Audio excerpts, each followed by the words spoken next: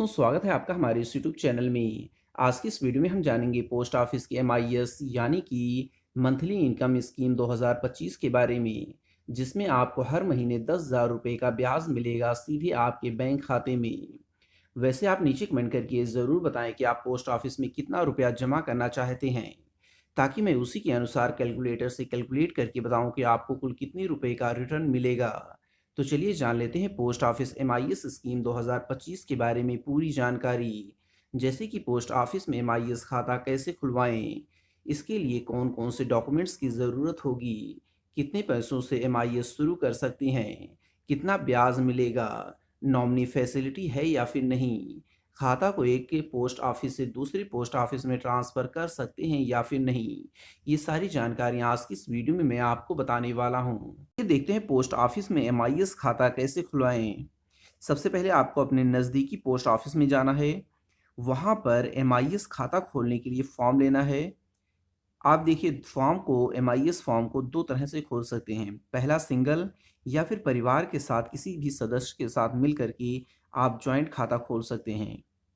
अब इसके बाद जब एमआईएस खाता आपका खुल जाए तो नकद, चेक या फिर ऑनलाइन माध्यम से एमआईएस की जो राशि है उसे जमा कर दें। आइए देखते हैं एमआईएस खाता खोलने के लिए हमें किन आवश्यक दस्तावेज़ों की ज़रूरत होगी, यानी कि हमें किन डॉक्यूमेंट्स की रिक्वायरमेंट होगी।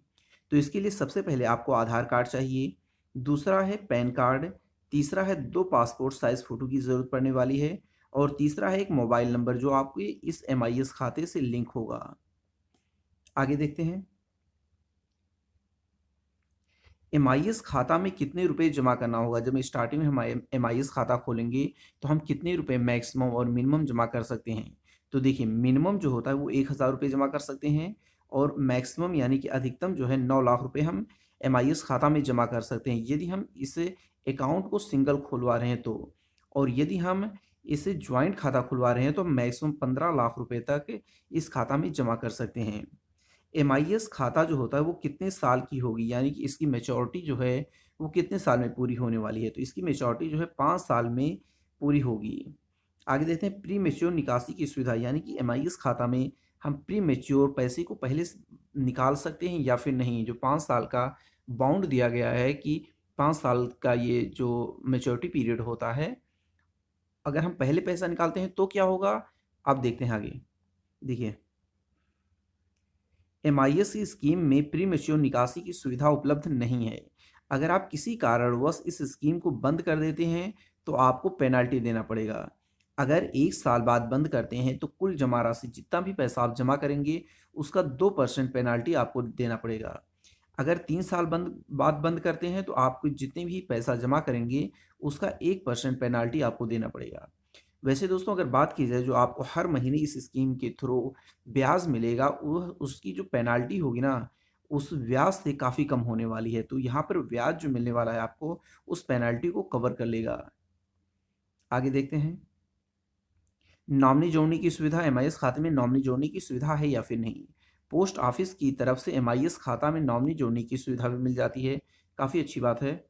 खाता ट्रांसफ़र करने की सुविधा, आप अपने एमआईएस खाता को एक शहर के पोस्ट ऑफिस से दूसरे शहर के पोस्ट ऑफिस में आसानी से ट्रांसफ़र कर सकते हैं। आगे देखते हैं पोस्ट ऑफिस में एमआईएस खाता का इंटरेस्ट रेट कितना चल रहा है। तो देखिए वर्तमान समय में एमआईएस का जो इंटरेस्ट रेट चल रहा है वो 7.4% चल रहा है। आईआरएस इंटरेस्ट रेट को जो ये जो इंटरेस्ट रेट है 7.4, उसे हम कैलकुलेशन के माध्यम से समझते हैं कि अगर हम कितना पैसा जमा करेंगे तो उसके करस्पॉन्डिंग हमें रिटर्न कितना मिलने वाला है।